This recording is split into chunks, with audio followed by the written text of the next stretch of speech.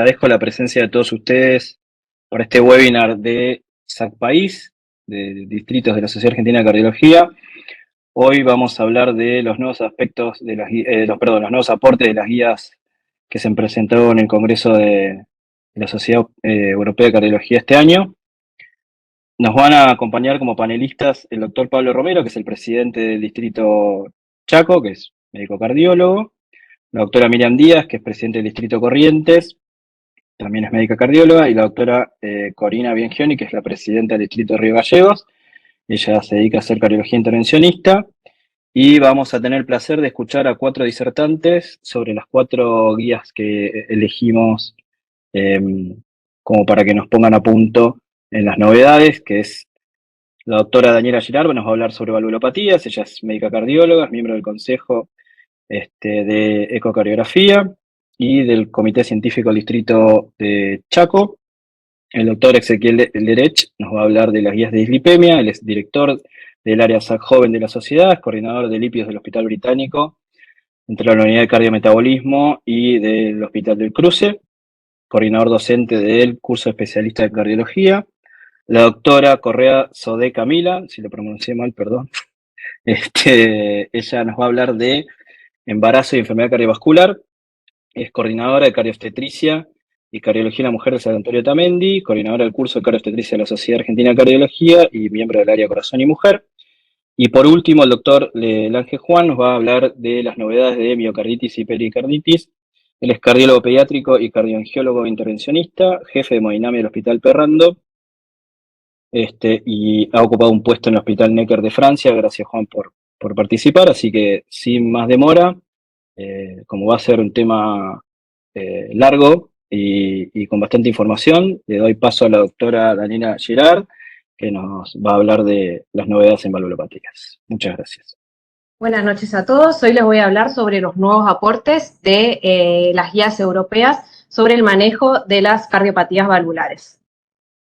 Principalmente esta guía hace hincapié en la necesidad de un heart team para la toma de decisiones en el tratamiento del paciente, que debe ser derivado a centros de alto volumen con gran experiencia en técnicas quirúrgicas e intervencionista, porque esto es lo que demostró la reducción de complicaciones y el mejor manejo de los pacientes.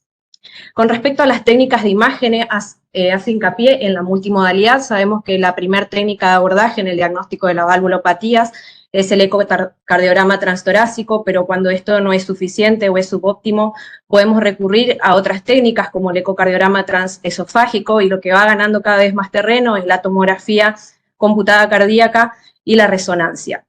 Es decir, que las imágenes ya no son complementarias, sino que son decisivas para indicar la intervención y elegir la vía.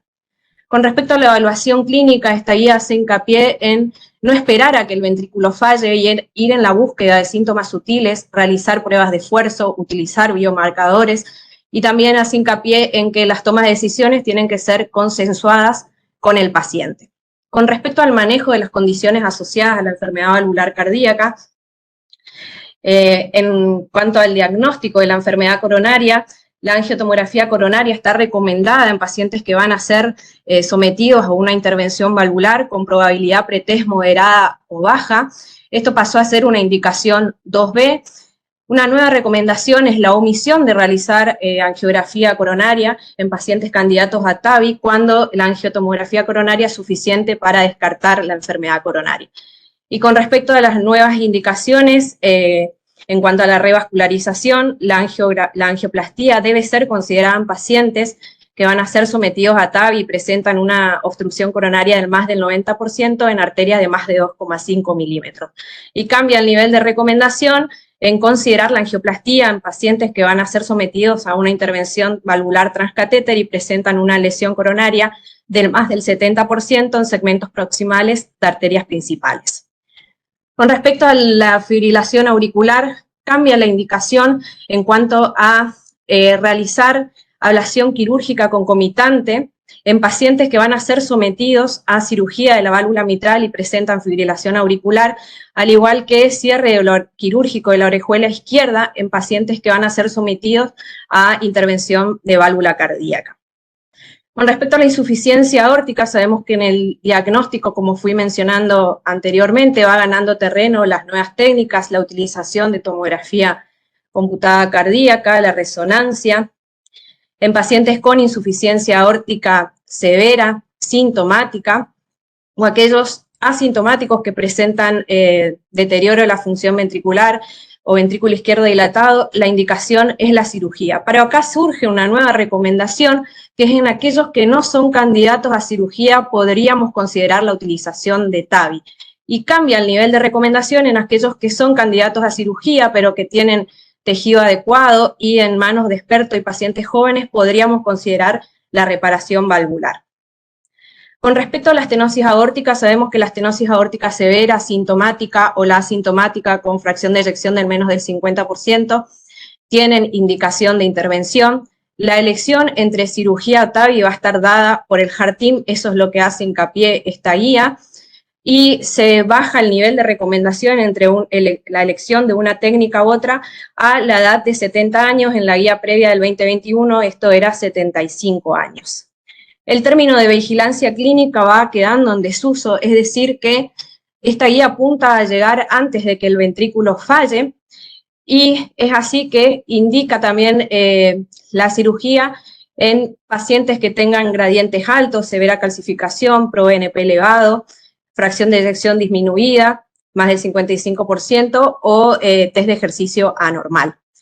Una nueva recomendación es la de considerar en pacientes asintomáticos con fracción de eyección de más del 50%, la intervención quirúrgica. Esto principalmente está basado en un metaanálisis que incluyó estos 4 estudios, el EARLY-TAVR, el EVOLVE, RECOVERY y AVATAR. Como mencioné anteriormente, el nivel de indicación entre elección de TAVI o cirugía bajó a 70 años, y en todo paciente que es el candidato a recibir una válvula biológica, como mencioné anteriormente, la elección entre TAVI y cirugía va a estar dado al Heart Team. Y esto se debe principalmente al estudio DEDICATE, que demostró que el TAVI tiene buenos resultados también en pacientes de bajo y moderado riesgo. Una nueva recomendación que está basada principalmente en el estudio NOTION 2 y estudios observacionales es la de considerar TAVI en pacientes con estenosis aórtica severa y válvula bicúspide. Entonces, ¿qué nos dice esta guía? Intervenir más precozmente y expandir la indicación de TAVI en pacientes adecuados. Con respecto a la enfermedad valvular aórtica mixta, surge esta nueva recomendación, que es la intervención en pacientes sintomáticos con estenosis aórtica mixta e insuficiencia mixta, con un gradiente máximo de más de 40 milímetros de mercurio, velocidad máxima de 4 metros, o aquellos que se encuentren asintomáticos y presenten una fracción de eyección de menos del 50%. Con respecto a la insuficiencia mitral, esta guía hace principal hincapié en discernir entre el mecanismo de la insuficiencia mitral, si se trata de una insuficiencia mitral primaria o secundaria, porque esto tiene implicancias pronósticas y en el tratamiento.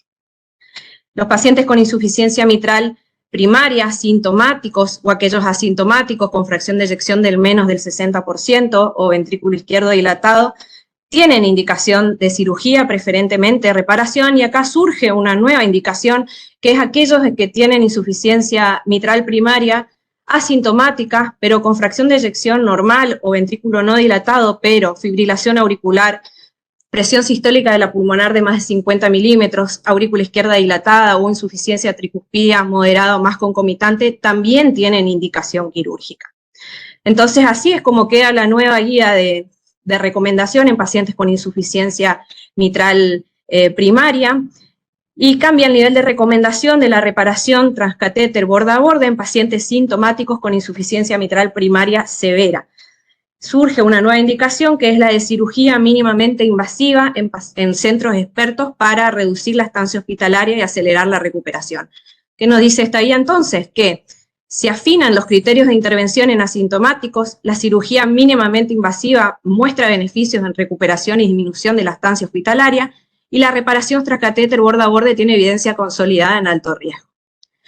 Con respecto a la insuficiencia mitral secundaria, como mencioné anteriormente, es importante no solo diferenciarla de la primaria, sino también de si esta se trata de una insuficiencia mitral secundaria ventricular o auricular, porque esto también tiene implicancias pronósticas, y en el abordaje. Tal es así que en la insuficiencia mitral ventricular podríamos bajar los criterios de severidad a un ORE de más de 30 milímetros cuadrados, un volumen regurgitante de más de 45 mililitros, principalmente por considerarse el orificio regurgitante elíptico y presentar el paciente condiciones de bajo flujo. Entonces, en pacientes que tienen insuficiencia mitral severa sintomática, ventricular, si persisten sintomáticos luego del tratamiento médico óptimo, incluyendo la terapia de resincronización cuando está indicada, acá cambia el nivel de evidencia y con respecto a la guía anterior y pasa a ser clase A, la reparación transcatéter borde a borde. Esto se basa principalmente a un metaanálisis reciente que incorporó los estudios COAP, MITRA-FR y ReShape Heart Failure 2.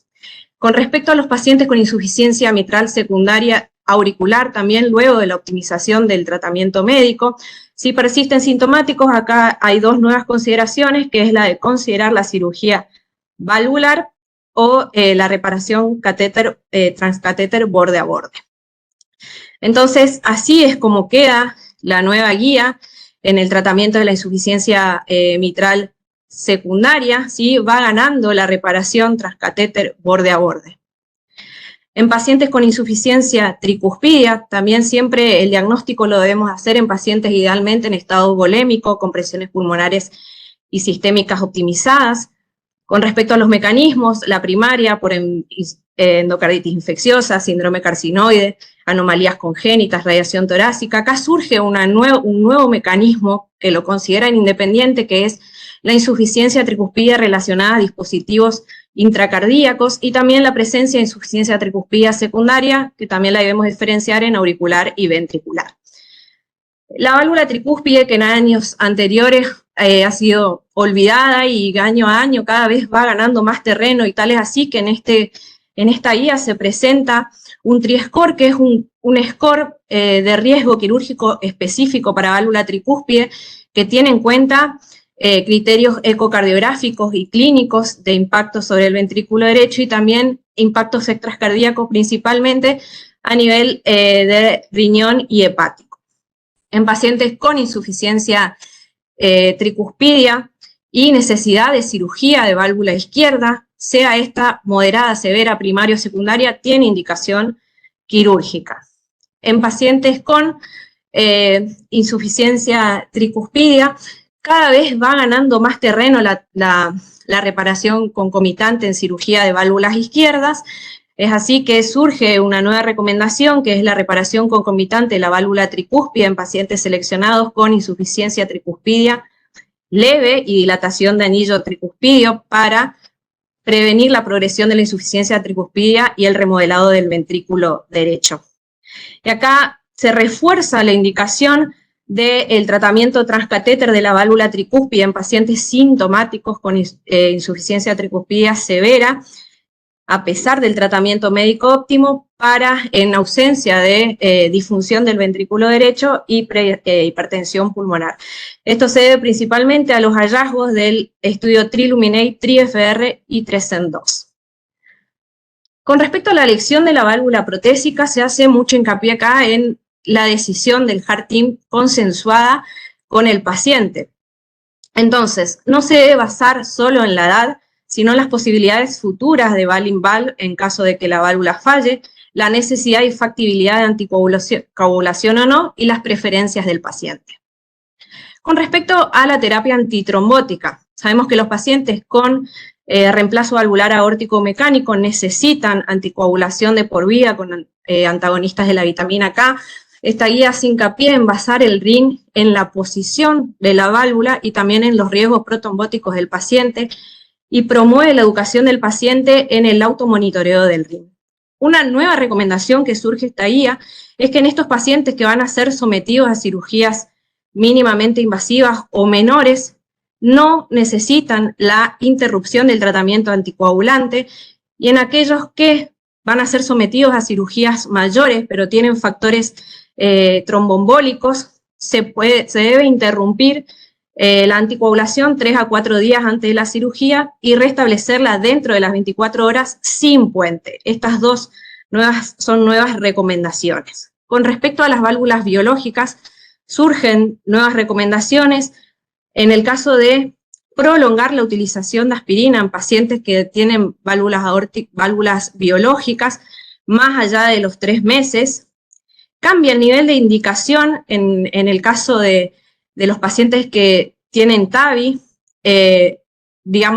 antiagregar más allá de los 12 meses, cuando no hay una indicación clara, baja el nivel de indicación a 2A y surge una nueva recomendación que es en pacientes con reparación de la válvula tricúspide y mitral y alto riesgo de sangrado, aspirina por 3 meses. Entonces, así es como queda la guía. Principalmente este es el que les mencioné anteriormente, el cambio de recomendación de prolongar la aspirina más allá de 12 meses en pacientes con TAVI.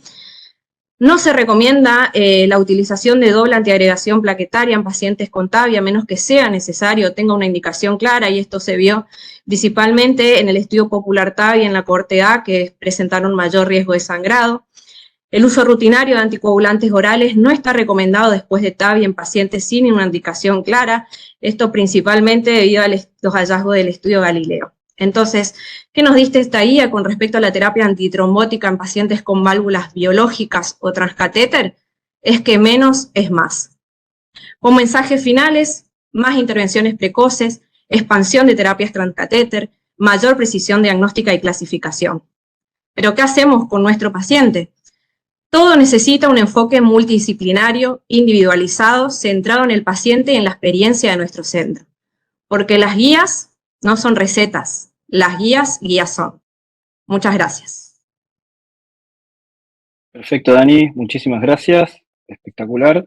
Por una cuestión de operatividad vamos a hacer las 4 ponencias primero y después dejamos lugar a las preguntas de los panelistas y a las preguntas del público, que las pueden hacer a través del chat. Yo voy a estar atento al chat, así que pueden preguntar a través del chat y lo vamos a tratar de responder. Avanzamos entonces ahora con el doctor Ezequiel Lerech, que nos va a contar las novedades en dislipemia. Buenas, ¿cómo están todos? Bueno, muchísimas gracias por la invitación. Buenísimo, gracias Cristian. Bueno, mi nombre es Ezequiel Lerech, soy, como decía antes, soy director de SACJOVEN, coordinador de lípidos del Hospital Británico y el Hospital El Cruce. Vengo a charlarles un poquitito sobre, a diferencia del resto de las guías, esta es una actualización de la guía previa, no es una guía nueva, sino que empiezan a actualizar algunos conceptos de la guía previa que había sido del año 2019, que es donde vamos a detenernos un poquitito en algunos nuevos puntos. ¿Está? Entonces, como decía ahora, la última guía que teníamos es del año 2019 sobre el tratamiento de las dislipemias y ahora actualizamos hacia unas nuevas actualizaciones sobre esta nueva guía. En principio, ¿cuáles son los puntos que destacan? Sino que la valoración de riesgo cardiovascular a 10 años, igual esto ya lo teníamos en guías de prevención cardiovascular de la europea, donde coloca al score 2 para pacientes menores de 70 años sin eventos cardiovasculares previos, o el score 2 OP para aquellos que tienen mayores de 70 años sin eventos cardiovasculares o patrones de alto riesgo como diabetes mellitus o insuficiencia renal crónica. Ahora bien, esto lo coloca como un OB. Sin embargo, hay algo que hay que remarcar y es algo que muchas veces hablamos en distintos eventos, que los distintos scores tienen muchísimas falencias. Son modelos matemáticos en los cuales colocan distintos factores de riesgo cardiovasculares o antecedentes, pero dejan de lado muchísimos otros patrones que tienen nuestros pacientes que los considera de riesgo. Entonces colocan lo que son reclasificadores de riesgo. ¿Qué significan los reclasificadores de riesgo? A aquellos pacientes que los scores nos pueden dar bajo o moderado riesgo, pero que presentan otras condiciones que aumentan el riesgo cardiovascular. Pero fíjense la cantidad que son.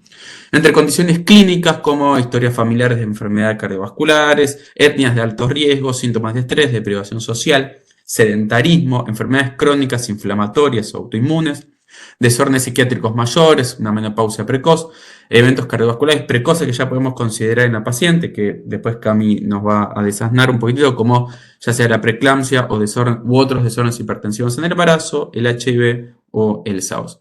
Son condiciones clínicas. Ahora bien, también tenemos condiciones bioquímicas, ya sea en el laboratorio, en el cual encontramos algunos parámetros de inflamación vascular, ya sea con una PCR mayor de 2 miligramos litro, o la lipoproteína A, que después vamos a hablar un poquitito más, mayor a 50 miligramos de cilitro o 105 nanomoles litro. Pero también resaltamos que no podemos quedar un poco incompleto con todo esto, sino que también reclasificamos el riesgo con aterosclerosis subclínica. Vale remarcar que tanto el SCORE 2 como el SCORE 2-OP está hecho para población europea, ¿sí? No está hecho para una población latinoamericana, por más que tengamos algunos países con algún riesgo cardiovascular similar, no es una población que se haya elegido que nosotros podamos transpolar a nuestro país, pero sin embargo sí tenemos que tomar las reclasificaciones de riesgo muy importante independientemente del score que utilicemos. Y la reclasificación de riesgo sí va en un 2AB. Entonces la utilización del score 2 o el score 2OP es 1B, mientras que reclasificar el riesgo según condiciones clínicas, bioquímicas o de imágenes es 2AB. ¿Y para qué funciona todo eso, la reclasificación de riesgo y demás? Funciona para, en definitiva, colocar unas estatinas en prevención primaria. ¿Sí? Entonces, aquellos que tenemos de bajo riesgo, moderado, alto o muy alto riesgo, ¿sí? Tenemos que evaluar, ya sea con los scores y reclasificando el riesgo, a qué paciente se podría beneficiar de la utilización de estatinas. Lo que primero vamos a observar es cuáles son los límites que cuáles son las metas de colesterol LDL, el cual nosotros deberíamos de apuntar a nuestro paciente, y según ya sea a través de los scores más los reclasificadores de riesgo, cuáles son los pacientes que se irían a beneficiar de una terapia con estatinas, ya sea desde 1A en aquellos pacientes de alto riesgo, muy alto riesgo, o 2A en aquellos pacientes que presenten menos riesgo cardiovascular, pero inclusive ya tengamos modificadores de riesgo. Ahora bien, les dejo este cuadrito que en realidad es también un modelo de un poquito más resumido, en el cual una vez que tengamos al score de riesgo cardiovascular, ya sea de bajo, moderado, alto o muy alto riesgo cardiovascular, tenemos una meta de colesterol LDL que deberíamos de aplicar, pero si tenemos un modificador de riesgo, ya sea por imagen o ya sea por otro tipo de modificador de riesgo, cambian las metas de colesterol. ¿Sí? Entonces, en lo que sería en bajo riesgo mayor a 116, deberíamos de apuntar a mayor a 100. A 100. En aquellos pacientes que tengamos de moderado mayor a 100, deberíamos de apuntar a 70 para iniciar terapia con estatinas. En aquellos pacientes de alto riesgo, mientras la meta es de 70, deberíamos apuntar mayor a 55. Y en aquellos que son de muy alto riesgo, deberíamos apuntar a que tengan menos de 55 miligramos de cilitro si además tienen modificadores de riesgo. Ahora bien, un cuadro donde nos va clasificando según el riesgo cardiovascular cuál es el objetivo o meta de colesterol LDL.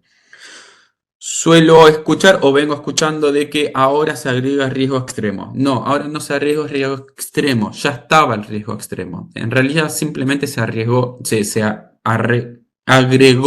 al cuadro, ¿sí? Pero el riesgo extremo ya estaba presente en las guías previas, se agrega una cuestión visual, pero ¿por qué se agrega y se pone mucho más énfasis? Bueno, a través del estudio Fourier, en el cual con evolocumab bajamos inclusive el colesterol LDL a 30 miligramos de cilitro, se observó que en esos pacientes, mientras el colesterol LDL es más bajo, más beneficios cardiovasculares tenemos. ¿Sí? Entonces, ya no hay, todavía no estamos encontrando un valor de colesterol LDL donde tengamos perjuicio sobre nuestro paciente, sino que ya sabemos que por lo menos hasta 30 miligramos de cilitro, que ya lo tenemos en el estudio Fourier, hay beneficios cardiovasculares. ¿Sí? Entonces, tenemos que observar que en aquellos pacientes que son de alto riesgo deberíamos de tratar de llegar a un colesterol LDL lo más bajo posible.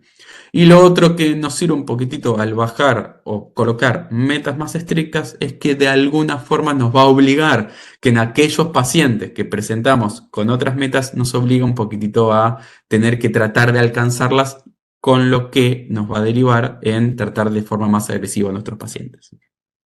¿Y cómo lo vamos a tratar a nuestros pacientes? Bueno, este cuadro es muy bueno, donde si bien ya estaba algo similar en la guía previa, ahora tenemos también el agregado de distintas combinaciones hipolipemiantes, ya sea con terapia estatínica o terapia no estatínica, donde pasa a tener un rol sumamente predominante el ácido bempedoico, ¿sí? Entonces podemos ver cómo ahora tenemos distintas terapias y tenemos distintas oportunidades para realmente poder lograr una meta. Y fíjense que tenemos desde una terapia estatínica de moderada intensidad o no estatínica con ácido bempedoico o ezetimibe hasta una combinación inclusive de los 4 fármacos. ¿Sí? Entonces observemos que de un paciente con su colesterol LDL basal podemos lograr una reducción de hasta un 86% utilizando los 4 tratamientos hipolipemiantes. Lo podemos hacer, en caso de que hacerlo de forma escalonada, también lo podemos utilizar ya una terapia hipolipemiante combinada ya desde el punto de vista basal, pero si lo hacemos de una forma escalonada, deberíamos ya hacer un control. No hace falta cada 6 a 8 semanas, sino que inclusive lo podemos hacer más precoz, teniendo en cuenta que, por ejemplo, las estatinas alcanzan su pico de acción a las 4 semanas, así que no hace falta esperar 6 a 8 como lo teníamos en las guías previas. Y esto es lo que consideran justamente en la guía, que no es. Si bien la terapia con estatinas sigue siendo la pierna angular, la terapia no estatínica también tiene un rol que es muy pero muy importante, y el ácido bempedoico pasa a tener un rol sobre todo, no solo en aquellos pacientes que no toleran las estatinas como intolerancia a las estatinas, sino que incluso deberíamos ser tratamientos con bempedoico de una forma sinérgica a las estatinas, ¿sí? No es necesario ser intolerante a las estatinas para utilizar ácido bempedoico, sino que podemos tener un beneficio de la utilización y la adición del ácido bempedoico a aquellos pacientes que presenten estatinas, inclusive a alta intensidad, inclusive también con ezetimibe para obtener una mayor potencia de acción. Ahí es lo que llama un poquitito la atención, pero con el estudio Eclipse, que se vio que los pacientes con evinacumab, pero en este caso en pacientes con hipercolesterolemia familiar o homocigota, se ven beneficiados con la utilización del evinacumab. Son pacientes puntualmente con homocigotas con valores extremos, pero sí llama un poquitito la atención que la relevancia que le dan a evinacumab sin nombrar lomitapide, que es la otra tratamiento alternativo que también tenemos en los pacientes con homocigota. Ahora bien, en estos tratamientos hay algo que nosotros los que nos gusta hacer los lípidos somos muy enfáticos y que ahora las guías pasan a decirnos también. No solo que tenemos que intensificar el tratamiento en aquellos que ya venían con estatinas, sino que es muy importante también utilizar desde la internación una terapia combinada y ya agregar ezetimibe, ¿sí? Estamos perdiendo muchísimo tiempo cuando empezamos a hacer tratamientos por pasos. Si nosotros ya sabemos cuál es el colesterol basal LDL de nuestro paciente, que lo hacemos con una bioquímica durante la internación, si nosotros sabemos cuál es el objetivo que está remarcado del colesterol LDL, ya sea de muy alto riesgo o riesgo extremo, no tenemos que trabajar de a plazo. Si nosotros sabemos cuál es el porcentaje de reducción requerido y ya sabemos cuál es el porcentaje al tratar de forma combinada, deberíamos de iniciar rápidamente. Y esto también tiene que ver con el reporte de Swedenborg de nada más y nada menos 46.000 pacientes con eventos previos, donde se observa francamente que en aquellos pacientes que se inició de forma temprana y sostenida, ¿sí? Terapia y sostenida, no solo temprana y después bajar la terapia hipolipemiante, algo más o menos que a los lípidos nos estresa mucho escuchar eso puntual, sino que de hacerlo de forma temprana y sostenida es donde realmente más beneficio le vamos a ocasionar a nuestro paciente. Y remarca tanto la guía que lo coloca con distintas frases como the sooner, the lower, the better, strike early and strong, que en definitiva es un tratamiento rápido, potente y sostenido. Ahora bien, ¿qué pasa con la lipoproteína A? Que también ya había sido mencionada, pero le ponen un poquitito más de énfasis en esta guía. Entender a la lipoproteína A como un reclasificador de riesgo, donde tenemos que hay un aumento de riesgo cardiovascular en aquellos pacientes que presentan 50 miligramos de decilitro o 105 nanomoles litro, aumenta considerable el riesgo cardiovascular. Ahora bien, otra de las cosas que estuve escuchando que se presenta con cierto error, no es que sacan el riesgo intermedio, ¿sí? Acordémonos que entre 30 a 50 miligramos de decilitro, 62 y 105 se clasifica como de modo intermedio, continúa esa clasificación intermedia. Lo que hace ahora es colocar mucho más enfáticamente que el riesgo cardiovascular aumenta de forma considerable por encima de 50 miligramos de decilitro o 105 nanomoles litro, lo que hace es entender y explicar que aumenta de forma considerable. No es que el intermedio no tiene aumento de riesgo, sí lo tiene, solo que considerablemente aumenta a medida de que aumenta el valor de la lipoproteína A, que este gráfico lo que está bueno es sobre todo cómo va resumiendo los colores según el riesgo y el valor de la lipoproteína A. Y esto tenemos como la medición de la lipoproteína y la reclasificación como un nivel de clase 2A, nivel de evidencia B. Pero ¿cuándo medimos la lipoproteína A? Bueno, esto es una gran pregunta también. ¿Nos sirve medirlo durante la internación? ¿Lo medimos después? ¿Qué es lo que pasa con la lipoproteína A? Bueno, de forma basal, la mayoría de la lipoproteína A comúnmente no tiene grandes variaciones durante la etapa del infarto. Sin embargo, está descrito que puede haber ciertas variaciones, dado que en la fase aguda del infarto podría tener algún tipo de tratamiento por su etapa antifibrinolítica sobre la reparación del tejido. Entonces, podría depositarse en el tejido y bajar las concentraciones de lipoproteína A durante el infarto y tener algún aumento en las concentraciones días posteriores que se normaliza más o menos al mes o a los 15, entre 15 días y al mes del infarto, donde sería quizá la forma más ideal de hacer la medición de la lipoproteína A, mientras que inclusive en algunas situaciones podría tener alguna respuesta mucho más excesiva, no es lo más frecuente, pero podría llegar a ver y por eso se aconseja hacerlo a los 30 días o repetirlo, hacerlo durante el ingreso y hacerlo posteriormente a los 30 días. Bueno, hablando un poquitito de las actualizaciones en las hipertrigliceridemias, en conjunto con la guía del año 2019, donde es consistente la indicación de las estatinas como primera opción, sobre todo en pacientes de alto riesgo cardiovascular, y la utilización también del omega 3, lo que hace ciertas salvedades en la guía del año 2025 es no solo en utilizar las estatinas en pacientes de alto riesgo, sino también en la utilización, continuar en la utilización de los ácidos grasos omega 3. Ahora bien, ¿cualquier omega 3? No, cualquier omega 3 no, ya que después de la publicación del estudio MEMI, donde se vio que dentro de los omega 3 el DHE no evidencia eventos cardiovasculares beneficiosos, sino que con la publicación del estudio REDUCE-IT en los pacientes de alto riesgo cardiovascular con el agregado de el icosapento de etilo o el EPA en aquellos pacientes de alto riesgo cardiovascular y la utilización de estatinas, se evidenció realmente un gran beneficio cardiovascular con una disminución de los eventos cardiovasculares de un 25%. Ahora bien, eso como indicación 2AB, o sea, continúa la misma indicación, lo que hace la salvedad es que no sea solo la indicación de un ácido graso omega 3, sino la aclaración de que sea con icosapento de etilo, que la dosis que demostró beneficio es de 4 gramos por día, ¿sí? En realidad, 2 tomas de 2 gramos, ¿sí? A saber que el comprimido viene de 1 gramo, así que serían 2 comprimidos por la mañana, 2 comprimidos por la noche. Bastante incómodo para el paciente, pero realmente grandes beneficios cardiovasculares.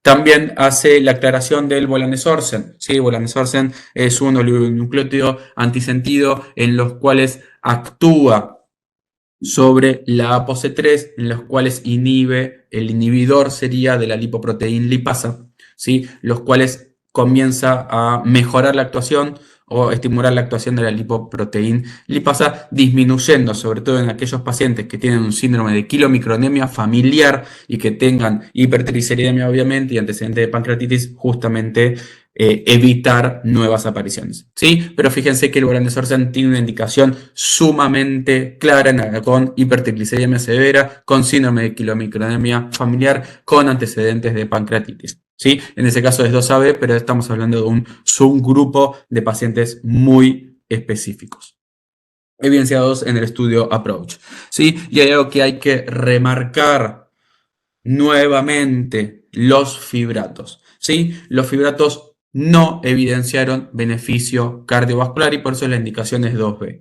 ¿Por qué la indicación es 2B? Porque simplemente en algunos estudios de subgrupos de distintos esquemas se evidenció algún beneficio en aquellos pacientes que tienen dislipemia heterogénica caracterizado por aumento de los triglicéridos y disminución y bajo HDL. Sin embargo, en el estudio Prominent, cuando se randomiza la utilización del pemafibrato en este grupo de pacientes, no hubo ningún tipo de beneficio cardiovascular. Por eso es que el fibrato queda relegado. El primero en opción son las estatinas en los pacientes de alto riesgo. Lo segundo que deberíamos de considerar es el icosapento de tiros, que son los que evidenciaron beneficio cardiovascular.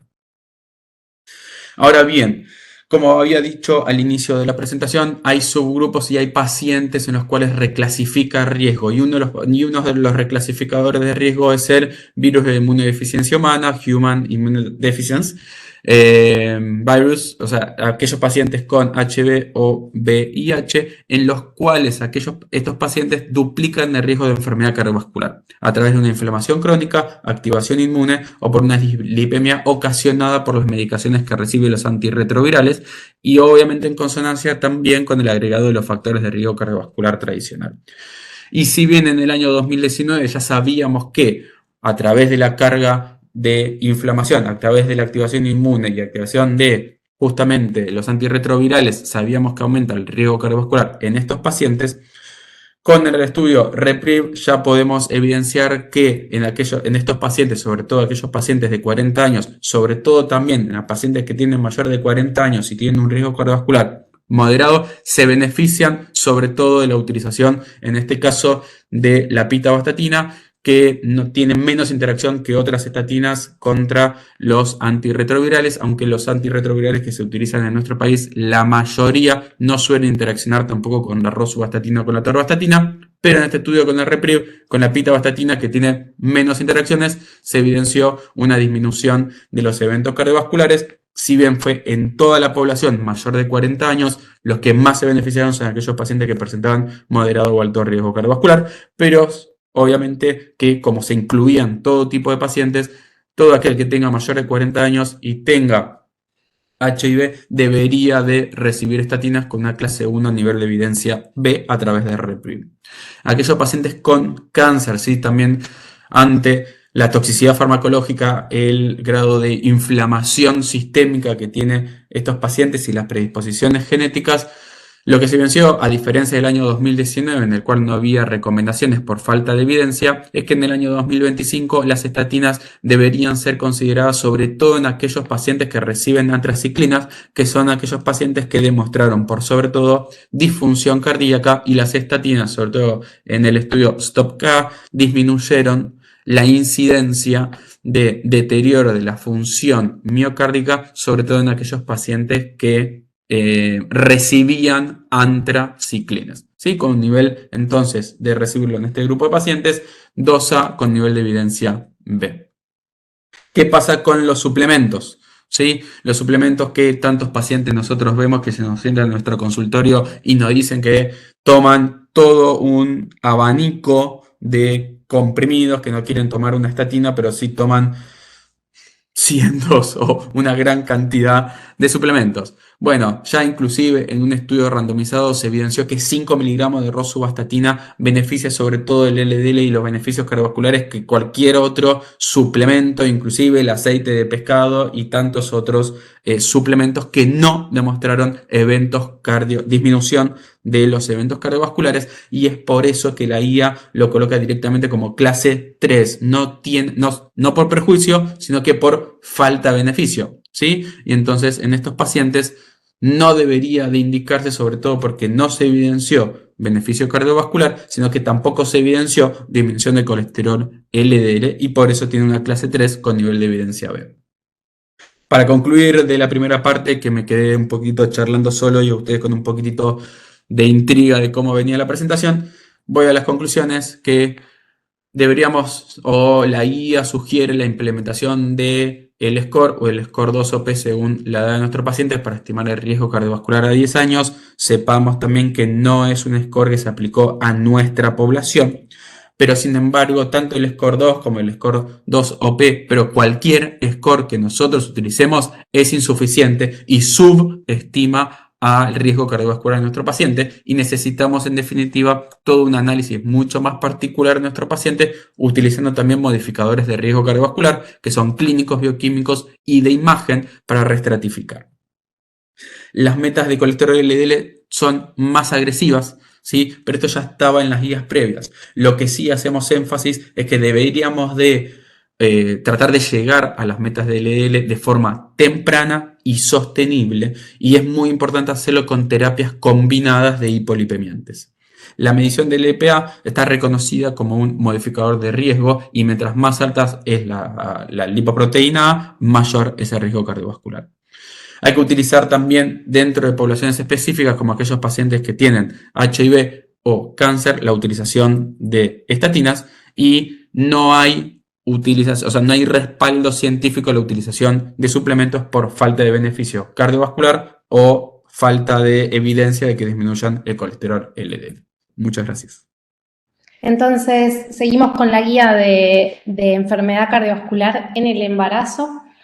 Bueno, la guía, parecido a lo que presentaba Daniela al principio, lo que menciona como elemento troncal es la generación de equipos de cardioobstetricia para poder abarcar las pacientes que tienen alto riesgo en el embarazo. Y esto implica un cambio que se viene dando en la maternidad y un cambio en el paradigma de maternidad, porque las mujeres quedan embarazadas a edades mayores, entonces tienen más riesgo de tener hipertensión, diabetes, trastornos hipertensivos en el embarazo, y por otro lado, las pacientes con enfermedades congénitas o con enfermedades aórticas tienen mayor sobrevida, por lo cual nosotros empezamos a ver que estas pacientes quieren embarazarse. El equipo de cardioobstetricia incluye, por supuesto, además de los obstetras y los cardiólogos, hematólogos, diabetólogos, reumatólogos, anestesiólogos y equipos de neonatología de alto riesgo. Toda la guía se centra en tratar de tener lugares de derivación donde podamos atender a las pacientes de mayor riesgo. Y entonces, cuando hablamos de pacientes de mayor riesgo, lo que importa es la estratificación de riesgo cardiovascular en el embarazo. Y acá la guía posterior, era la guía del 2018, es la guía anterior que teníamos sobre embarazo, tiene como elemento troncal de clasificación la clasificación de la OMS modificada. Hay tres grandes clasificadores para el embarazo, que es el CARPREG, el SAHARA y la clasificación de la OMS.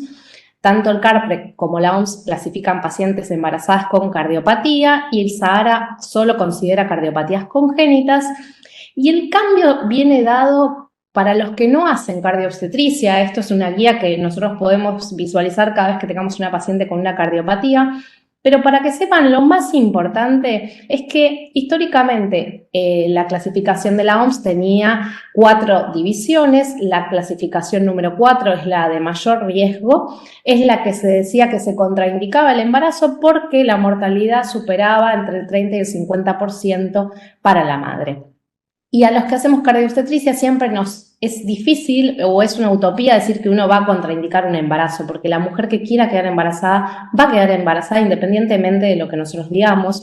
Eso es una realidad que nosotros vemos, se ve mucho en nuestro país y en el resto del mundo, pero entonces la guía yo creo que va en función de ese cambio, y lo que dice es: asesoremos a las mujeres y a su familia sobre el alto riesgo cardiovascular que van a atravesar en el embarazo sin contraindicar el embarazo, ¿sí? Sugiriendo que el riesgo materno-fetal es muy alto.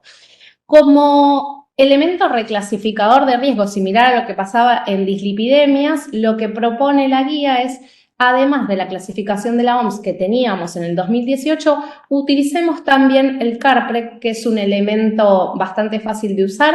Tiene predictores de riesgo que tienen 1, 2 o 3 puntos, dependiendo de elementos clínicos y de ecocardiograma, y eso nos ayuda a reclasificar a las pacientes en un riesgo moderado o alto.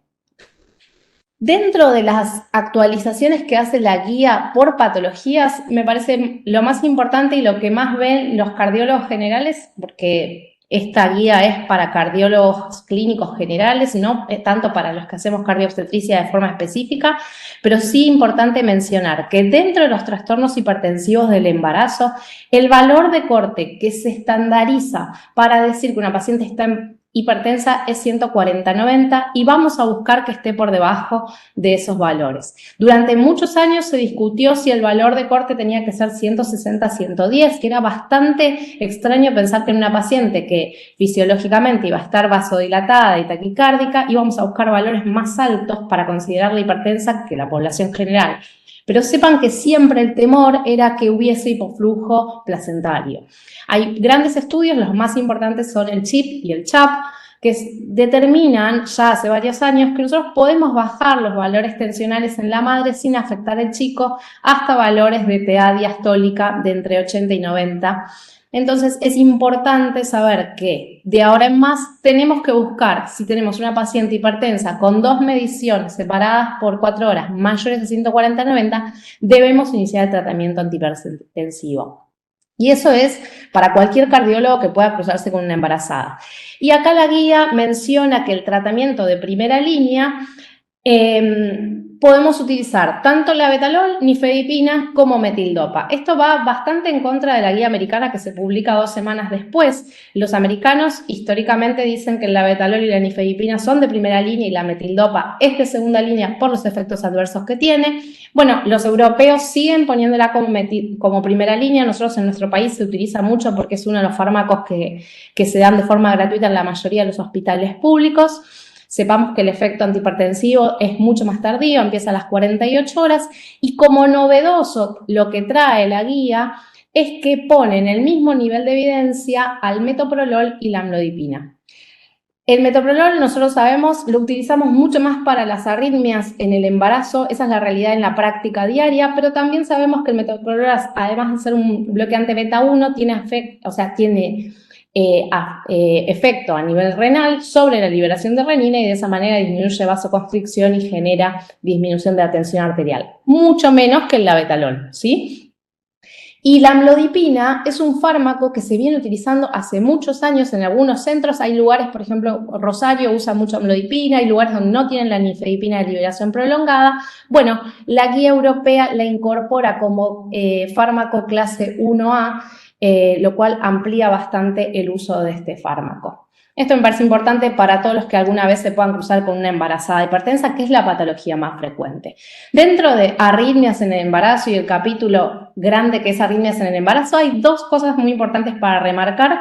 Una que ya veníamos teniendo en el 2018, pero que se enfatiza que la utilización de la cardioversión eléctrica para arritmias con descompensación hemodinámica es seguro tanto para la madre y para el feto. Y me parece importante siempre remarcarlo, porque siempre hay miedo al momento de cardiovertir una embarazada. Y si la paciente tiene descompensación hemodinámica, hay que hacer la cardioversión con los mismos joules que haríamos en un paciente no embarazado, ¿sí? Es importante, sí, tener monitoreo fetal post-cardioversión. Eso es importante porque puede el bebé tener bradicardia fetal y en ese caso nosotros tenemos que controlarlo. Y como elemento bastante novedoso o en realidad que difiere con la guía del 2018, es para los pacientes que tienen síndrome de QT prolongado, sobre todo para las pacientes que tienen el tipo 2, se recomienda el uso de betabloqueantes durante todo el embarazo. Sepan que en la guía del 2018 era controversial el uso, se decía que había que seguir a la paciente con Holter y eventualmente reiniciar el betabloqueante.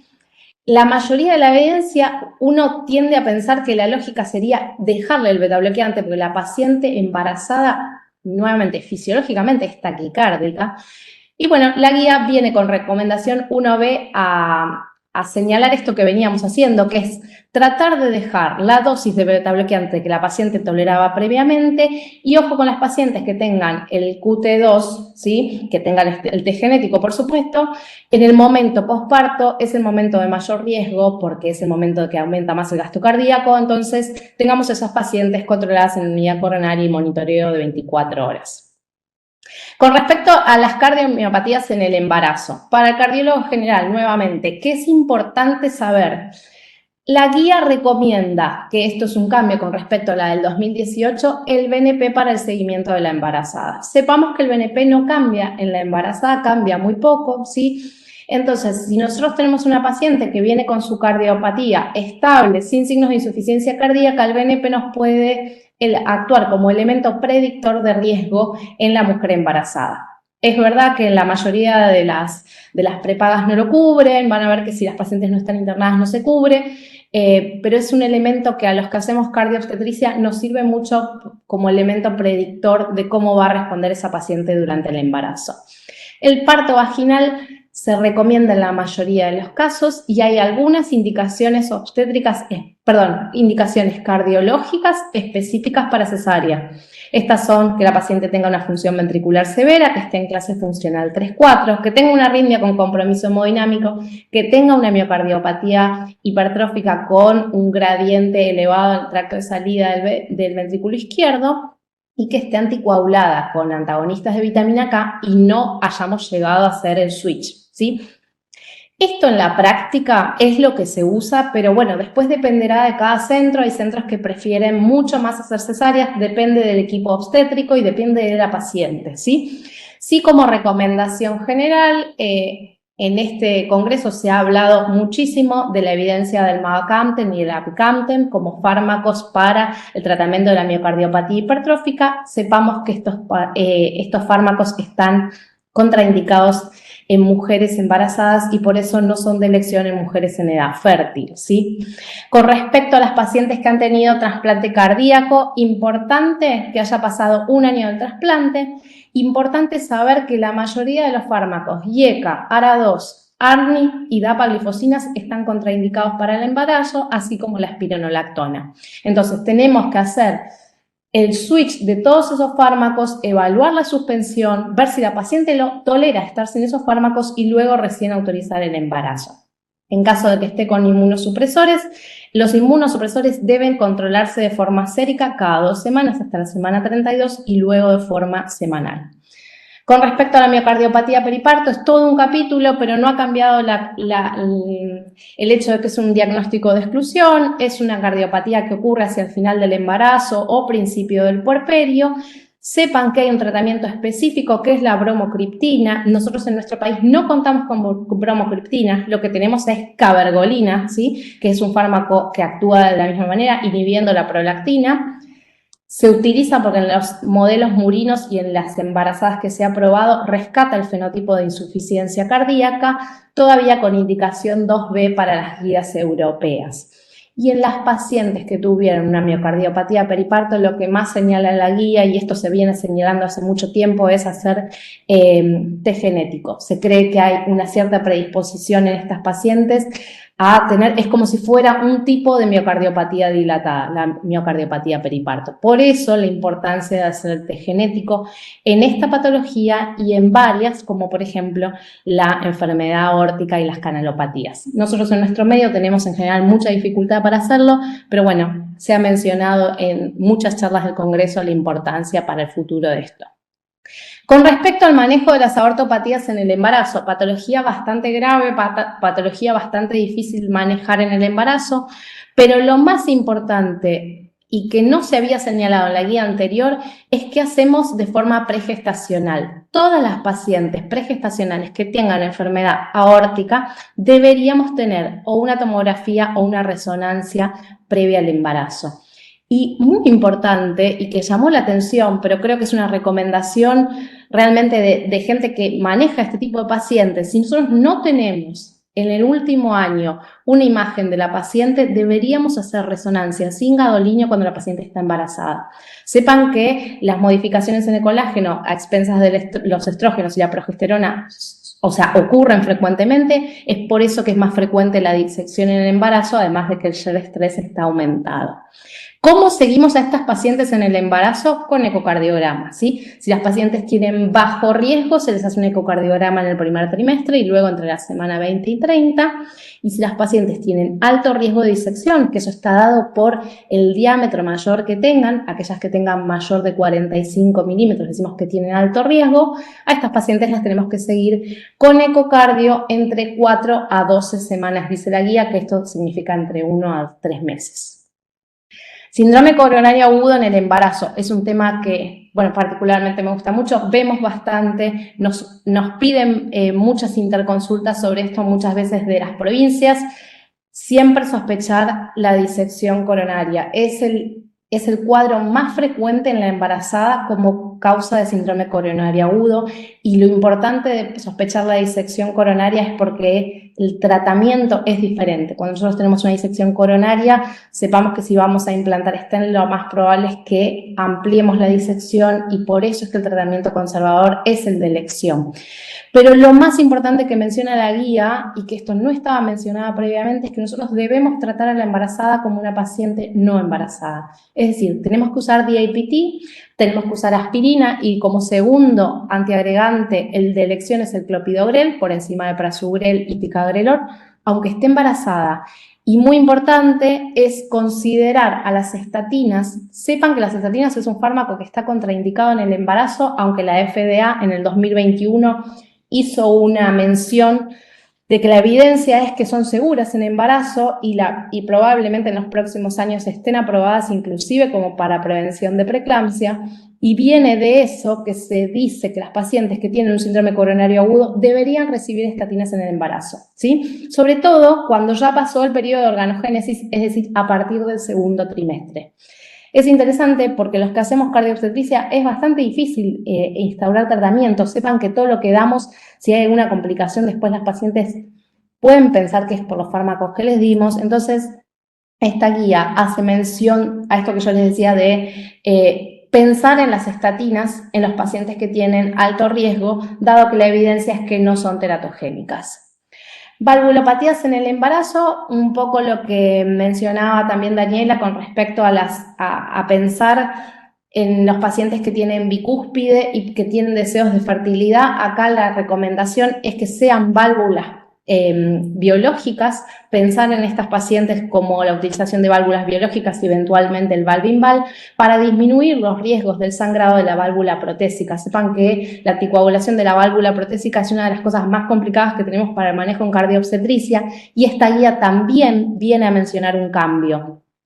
¿Por qué? Porque nosotros históricamente lo que usábamos era primer trimestre y tercer trimestre heparina de bajo peso molecular, ¿sí? En dosis no profiláctica, sino de tratamiento. Y solo en el segundo trimestre podíamos usar antagonistas de vitamina K con medición de RIN.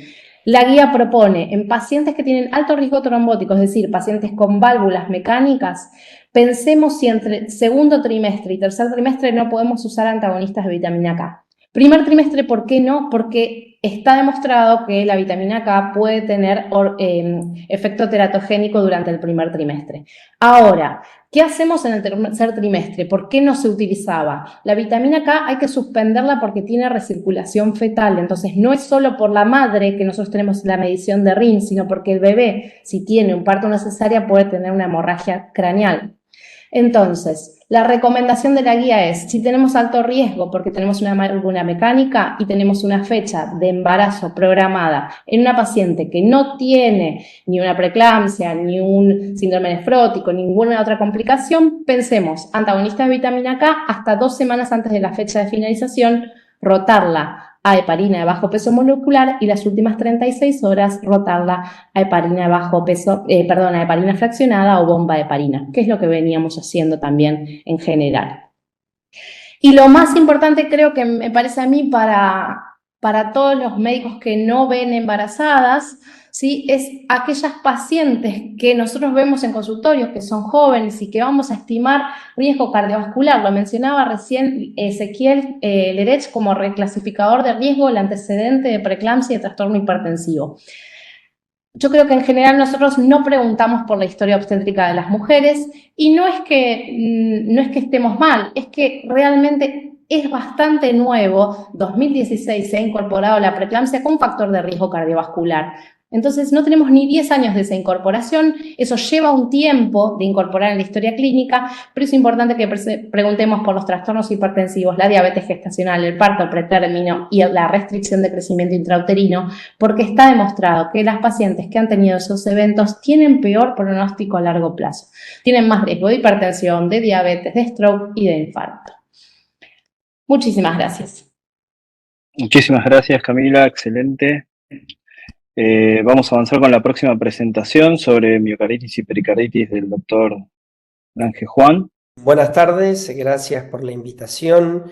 De nuevo, soy Juan Lange, yo soy cardiólogo clínico, pediátrico y cardiólogo intervencionista. La idea de esto es por lo menos ir dando las actualizaciones. Nosotros trabajamos mucho con estos pacientes en el hospital pediátrico sobre miocarditis y las miocardiopatías dilatadas residuales. Damos soporte un poco a lo que es Hospital Perrando en el servicio de cardiología, así que no tengo conflictos de intereses. Y la idea es primero comenzar un poco con las definiciones. Nosotros podemos ver que en relación a lo que es el concepto básico de miocarditis y pericarditis, eso está claro, y excepto que seamos puntuales y detallistas sobre las posibles complicaciones, las duraciones en relación a la recidiva, a la recurrencia o al escenario de la cronicidad con la miocardiopatía inflamatoria, no tenemos grandes dificultades o no tendría la guía un aporte en relación a reclasificar algún escenario clínico.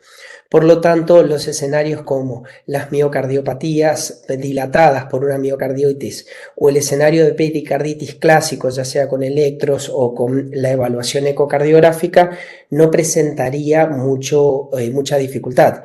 Pero el escenario importante es la presencia del síndrome inflamatorio miopericárdico. Eso es uno de los grandes conceptos que está aportando esta guía.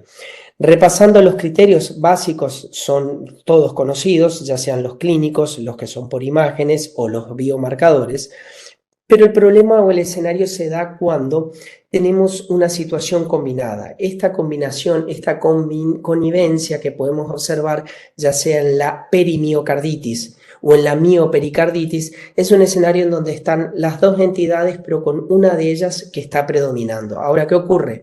Comparten los elementos, ya sea ecográficos o de biomarcadores, en donde son inespecíficos desde el punto de vista clínico, como también los ensayos o las evaluaciones que le podemos hacer a este paciente. Por lo tanto, no sabemos sobre qué está, no podemos separar la paja del trigo básicamente. Y es por eso que ellos establecen este escenario. El síndrome inflamatorio miopericárdico es un escenario compartido, una congruencia entre lo que puede ser la miocarditis o lo que puede ser una pericarditis, pero esto se da debido a la continuidad anatómica. Podemos observar que las noxas están afectando en una estructura anatómica que están en continuidad y que pueden generar un síndrome inflamatorio y que pueden orientarse hacia algún lugar, una mio o una pericarditis, o bien quedar en un estado inespecífico. Y es ahí donde nosotros decimos, bueno, este estado inespecífico, genial, es un nuevo escenario de la enfermedad en donde lo podemos ver, en donde dos entidades la comparten. Pero el problema es que estar en estos escenarios nos puede llevar hacia alguna de las complicaciones severas, como ser la insuficiencia cardíaca con la dilatación severa del ventrículo izquierdo, como también el derrame pericárdico severo que requiera o que evoluciona hacia un taponamiento cardíaco. Y es así que si lo llevamos a terreno, vemos un electrocardiograma que puede ser inespecífico, una taquicardia, modificaciones del ST inespecíficas, sin cardiomegalia y sin grandes signos de insuficiencia cardíaca. Biomarcadores que no nos están marcando ninguna predominancia o algún detalle en particular. Por lo tanto, nosotros tenemos escenarios en donde decimos qué tenemos que hacer o qué podríamos hacer si estamos en una entidad que no podemos ir a fondo o tomar detalles, pero sí sabemos que es potencialmente una complicación. Sumado a un dato importante, que en la consulta de la emergencia estos pacientes, dependiendo del grupo etario, pueden llegar a ser considerados como entidades de bajo riesgo. El gran problema es que esta entidad debe ser reconocida y es ahí donde la guía nos aporta la gran diferencia, la estratificación de riesgos. Si nosotros podemos observar acá en el algoritmo que plantea la guía actual, el punto 1 en una biopsia endomiocárdica o una resonancia realmente, por lo menos a nosotros, es una realidad un poco ajena. Si bien contamos con resonancia en los hospitales y en los servicios, no lo tenemos como un elemento de urgencia. Por lo tanto, nos vamos hacia el segundo paso. Y en el segundo paso es donde quiero plantar el detalle, la generación de riesgos. Básicamente, la guía lo que quiso hacer es, hagamos lo que hacemos siempre en medicina. No podemos identificar una causa, estratifiquemos estaríamos en riesgo para ver dónde estamos y si el paciente es potencialmente letal para definir una hospitalización en una intervención aguda o no. Y esto es lo que el gran aporte de la guía lo que nos viene a dar, la estratificación en estos bajos, medianos riesgo.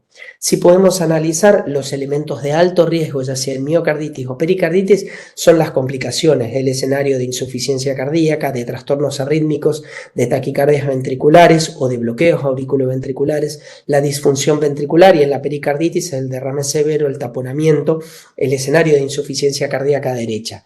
Ahora, el punto más importante que podemos tomar o podemos llegar a ver en la guía es el escenario de mediano riesgo. Si ustedes ven la presencia de una taquicardia ventricular no sostenida, troponinas elevadas, son elementos que posiblemente nosotros vayamos a decir los pacientes van a quedar hospitalizados, lo mismo que en la pericarditis la presencia de signos de insuficiencia cardíaca. Ahora, si tan solo tenemos en estos escenarios la presencia de estos criterios de imágenes, como por ejemplo una FEI de 41 a 49, uno posiblemente pueda decir, bueno, esto no parecería ser algo que justifique la hospitalización, un seguimiento ambulatorio cercano pero ambulatorio, o bien un derrame pericárdico leve, moderado. Son escenarios que uno podría llegar a, en la práctica, tomar conductas un poco más pasivas cuando realmente la guía nos está indicando de que estos pacientes también son potencialmente factibles de complicaciones y los incorpora en los medianos riesgo, como también los elementos, por supuesto, clásicos de los marcadores bioquímicos. Pero el gran importante o el paso más importante que me gustaría transmitir es que la guía dice en este análisis de recomendación, por supuesto, la hospitalización en pacientes de bajo riesgo como una indicación 2A. Es decir, todo ese grupo de pacientes complicados o los que presentan insuficiencia cardíaca, derrames severos o insuficiencia derecha, naturalmente y siempre han sido hospitalizados y tomados en una unidad coronaria para un manejo intensivo, en el caso pediátrico una unidad de terapia. Pero el tema era el intermedio, y en intermedio la guía lo que nos está diciendo son pacientes que se pueden complicar potencialmente. Por lo tanto, uno de los grandes aportes que tiene esto es la estratificación con el objetivo de identificarlos de mediano riesgo, debido a que con ellos tenemos que tomar una conducta más intensiva, más invasiva aún. Esta es en relación a la biopsia endomiocárdica, realmente su capacidad diagnóstica es baja, eso debemos recordar, pero tenemos la capacidad de definir los estados crónicos. La guía nuevamente marca de que su utilidad solamente es para definir los escenarios crónicos, como en la miocardiopatía o cardiopatía inflamatoria.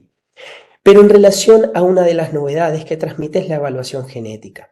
Este estudio, que es un metaanálisis de todos los ensayos que evaluaron a las alteraciones genéticas de pacientes con miocardiopatías, observó que en los pacientes pediátricos el 40% y en los pacientes adultos el 20% tenía una alteración de los genes de tipo LP o P. Y es ahí donde dijeron, bueno, estos genes o este perfil genético estaría, debido a las alteraciones en la sarcómera fundamentalmente, estarían asociados con miocardiopatías complicadas o miocarditis complicadas. Y la guía utilizó esta información y lo que realizó es que la recomendación también en grado 2A para la evaluación genética en los pacientes con miocarditis complicada realmente nos ayuda. ¿Por qué? Nos ayuda debido a que con esto nosotros separamos de los pacientes con cardiopatías o miocardiopatías que sufrieron una miocarditis, debido a que la indicación de cardiodesfibrilador implantable va a cambiar. En la miocarditis uno espera y uno es más conservador en la evaluación, mientras que en las cardiopatías, como una displasia ritmogénica del ventrículo derecho que se infectó, uno tiene que ser mucho más invasivo. Y en segundo lugar, nos permite también diferenciar y asignar riesgo a los familiares. Ahora, en relación al manejo o al tratamiento de la miocarditis no hay grandes cambios, ni tampoco de la pericarditis. Lo podemos observar, el manejo de los síntomas con AINES, la colchicina es muy importante, fundamentalmente en el escenario de pericarditis o de miopericarditis. Para el tema de la recurrencia la reduce sustancialmente. Recordemos que la pericarditis tiene una tasa de recurrencia del 30% y que ese que recurrió tiene un 50% de recurrir dentro dentro del año, o sea, la colchicina es algo muy importante, pero no es una novedad, ya que debido a que estaba manejado en las guías anteriores. El manejo de la insuficiencia cardíaca, ¿sí? Eso básicamente se le podría dar un tiempo, que es los 6 meses o hasta mejorar la fracción de eyección. La arritmia no tiene grandes cambios y la terapia inmunosupresora con los corticoides o bien en pacientes pediátricos con la gamma globulina también sigue siendo una indicación sólida. Esto es un poco el manejo, si bien es algo netamente, las dosis son netamente pediátricas, el manejo de lo que sería lo que se recomienda para la insuficiencia cardíaca. Bien, esto no es ninguna novedad para ustedes. El único o lo que nos gustaría que transmitir, que inclusive en pacientes pediátricos nosotros ya hemos comenzado a utilizar la dapoglifosina y el Entresto, especialmente en mayores de 6 años, para el manejo de las complicaciones o de la miocardiopatía dilatada secundaria a la miocarditis. Es algo muy importante. Este es nuestro algoritmo de manejo en el hospital. Y la gamma globulina como tratamiento, nosotros somos un poco más invasivos para el manejo y ante la mínima sospecha ya la administramos en los pacientes pediátricos. Este es básicamente el escenario de los laboratorios, pero hay otro punto importante, otro punto interesante a remarcar dentro de la evaluación a largo plazo. Sin duda, los biomarcadores, Holter, ecocardiografía y resonancia a los 6 meses deben ser evaluados, pero el punto de la resonancia es importante. Ahí lo menciono yo como para definir riesgo, pero no solamente para definir riesgo, sino como se puede observar en esta miocardiopatía dilatada, la resonancia es para determinar la reincorporación del paciente a una vida normal, y especialmente en la actividad física de intensidad moderada a alta. Es decir, los pacientes normalmente suspendemos las actividades o estaba recomendado suspender sus actividades en la etapa sintomática. Luego, si no había lesiones residuales, podríamos reincorporarlo. Bueno, para determinar y para definir con certeza, como observamos acá, el real cardío y en un T1, en T2, como se puede observar acá, son los elementos que debemos incorporar al manejo para poder establecer la reincorporación, especialmente en la actividad física de alta intensidad para los pacientes. Por lo tanto, para no sacar mucho más tiempo, unos pequeños mensajes. La presentación en estos escenarios a veces suele ser confusa y nosotros tenemos que, con esta información, apoyarnos en la guía para definir lo que es el síndrome inflamatorio miopericárdico y estratificarlo en riesgos, principalmente en los pacientes de mediano riesgo, porque ellos también son pasibles de tener complicaciones severas. La resonancia diagnóstica y seguimiento es importante y la pesquisa genética es una herramienta diagnóstica, especialmente en los escenarios complicados, para definir la severidad del tratamiento, especialmente en los escenarios antiarrítmicos. Muchas gracias. Abro la discusión a los panelistas, así que bueno, Miriam, Pablo y Corina, ustedes quedan abiertos a preguntas o a comentarios. ¿Qué tal? Buenas tardes. Yo quisiera felicitarlos a todos los ponentes porque fueron excelentes, la verdad. Muy interesantes todo lo que han comentado. Yo le quisiera hacer una pregunta a Ezequiel, ya que fue justo el que estuvo hablando ahora en lo último. Sobre el tema de las estatinas, ¿qué consideración tenés de las estatinas, el uso de estatinas en pacientes en insuficiencia renal crónica? Que por ahí eso tenemos, a veces el nefrólogo está como un poco reticente a darlas. Bien, las estatinas en la insuficiencia renal crónica, primero es cuál es el clearance del paciente y si está en diálisis. Sí, en diálisis hablamos. En diálisis, ok. Diálisis, sí. Pacientes en diálisis, la realidad es que no evidenció beneficio cardiovascular. ¿Sí? En los estudios en diálisis no hay una evidencia de beneficio cardiovascular. ¿Cuál es el planteo? Lo que pasa es que si bien no evidenció beneficios cardiovasculares, no tenemos que tener en cuenta el gran riesgo cardiovascular que tiene nuestro paciente. ¿Qué es lo que haría con este paciente? Es ser más precavido en la utilización. Tenemos que tener en cuenta que es un subgrupo de pacientes que tiene mayor intolerancia a las estatinas. Habría que utilizarlo de forma más precavida, en dosis más baja, y es un poco diferido la bibliografía en cuanto a qué estatinas utilizar, aunque se cree que la atorvastatina podría tener menos efectos adversos de lo que podría utilizarse la rosuvastatina.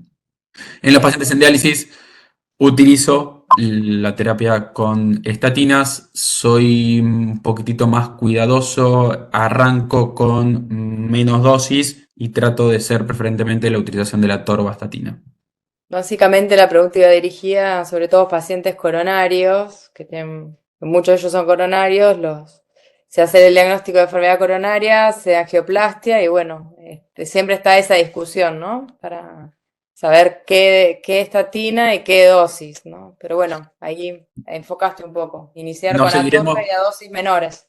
nos seguiremos peleando con los nefrólogos. En este caso, más allá de que los cardiólogos nos peleamos bastante con muchas especialidades, tenemos menos evidencia en este sentido a la hora de pelearnos con los nefrólogos. En ese sentido, un poco tenemos un poquitito menos de evidencia en los estudios que tenemos a nuestro alcance. Bien. Lo que sí tenemos que, a la hora de la negociación con los nefrólogos en este sentido, es que sí deberíamos por lo menos ser más cuidadosos y quizá no iniciar ya de forma tan agresiva como nosotros solemos utilizar con rosuvastatina o atorvastatina en dosis máxima. Deberíamos ser más cuidadosos porque la verdad que tenemos menos estudios que nos den el beneficio cardiovascular. Iniciaría quizás sobre todo con la atorvastatina. Perfecto, muchas gracias. No. Y la verdad que también lo otro que tengo que agregar están muy subrepresentados, obviamente, estos pacientes, sobre todo también para terapias no estatínicas también. Tú me decís, tanto el bempedoico no está representado porque no están los estudios del ácido bempedoico, lo mismo que te puedo decir con los IPCCK9. ¿Sí? La verdad que son tratamientos que en pacientes en diálisis no hay una representación Evidencia. de estos pacientes más allá de un pequeño análisis subgrupo o reporte de casos, ¿sí? Son muy representados en este muy subgrupo de pacientes. Gracias. A vos. Dale, Pablo.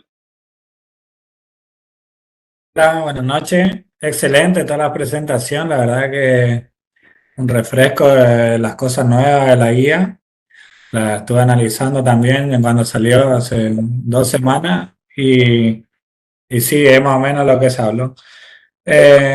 Para no ser tan largo, no quería hacer muchas preguntas. Lo único que le quiero preguntar a la doctora Camila Correa, ¿cómo hacen el manejo, si ellos que están haciendo más cardiobstetricia que nosotros, el manejo de propanolol, que antes se usaba la droga del atenolol y se usa el propanolol, que genera mucha dependencia a la hora de sacar?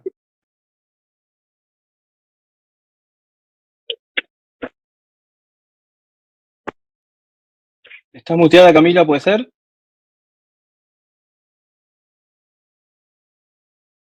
Sí, gracias. Gracias por la pregunta.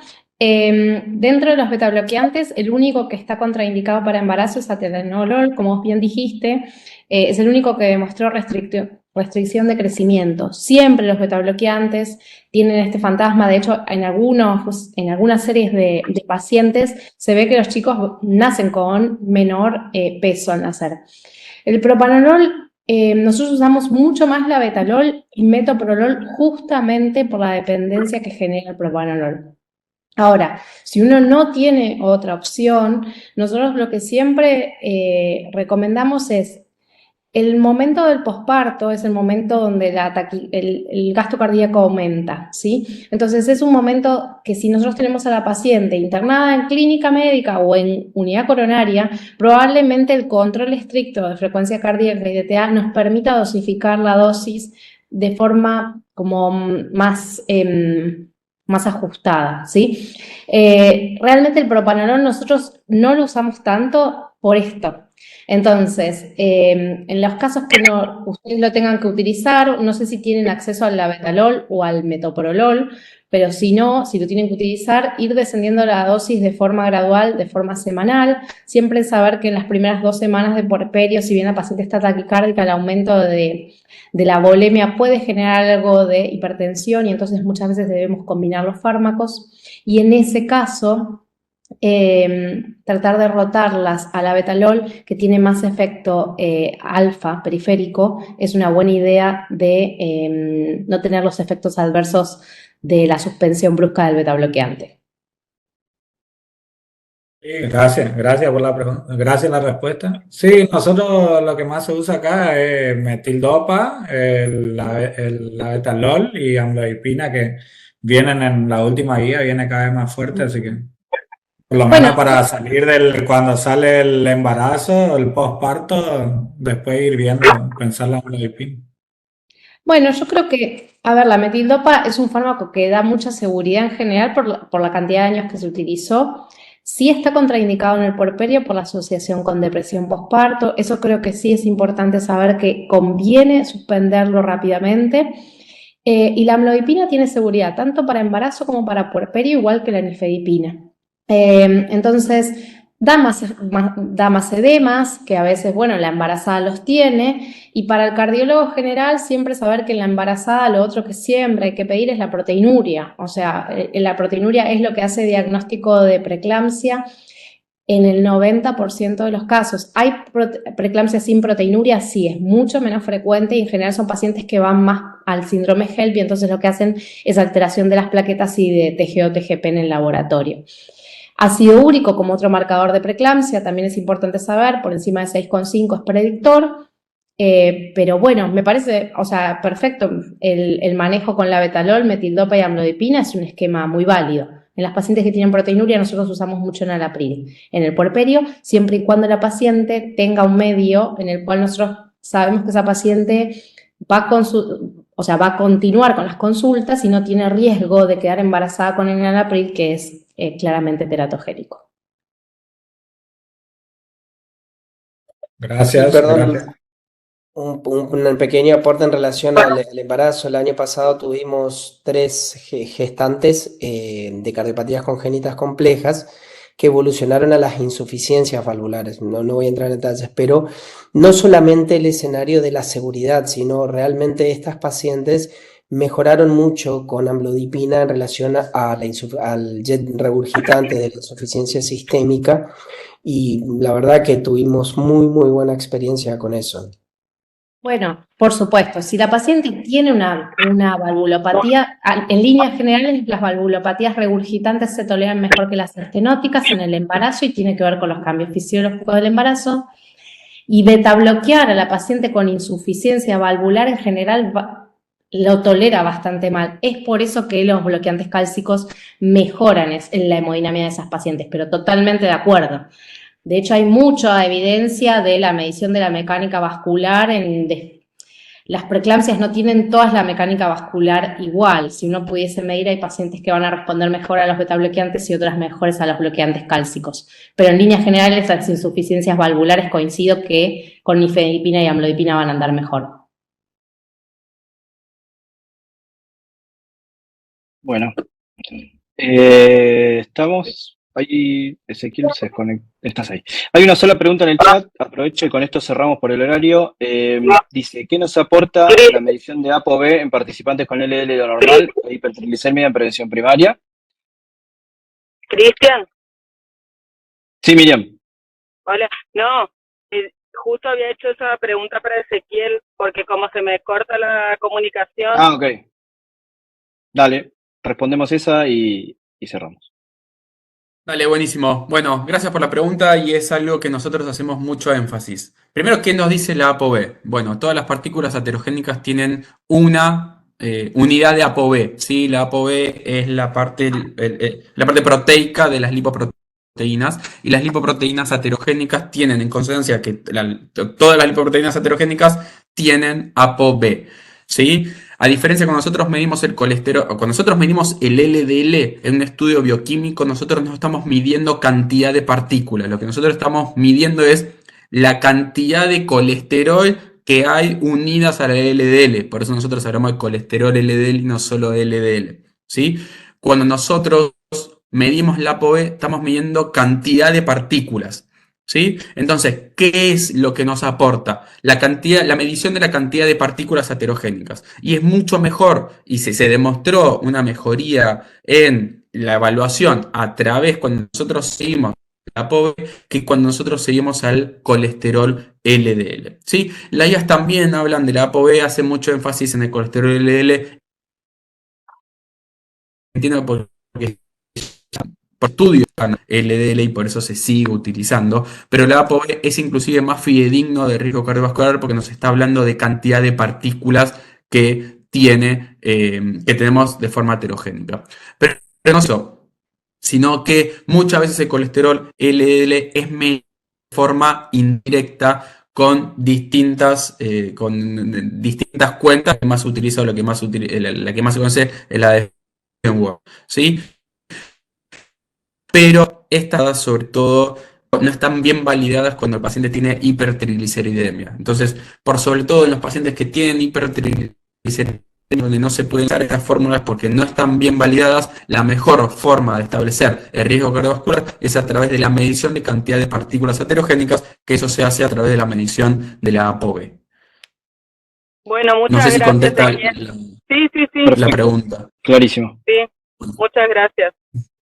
Bueno, A vos. quería agradecer en principio a todos los participantes que se tomaron la molestia de participar justamente y de aguantar una jornada tan intensa con mucha información. Agradecer en primer término a todos los disertantes, muy claro todo y muchas gracias por la capacidad de resumen y ponernos a todos en un update de las nuevas recomendaciones de estas patologías y a los panelistas y a SACPaís por la oportunidad de coordinar este webinar. Muchas gracias por estar. Hasta luego.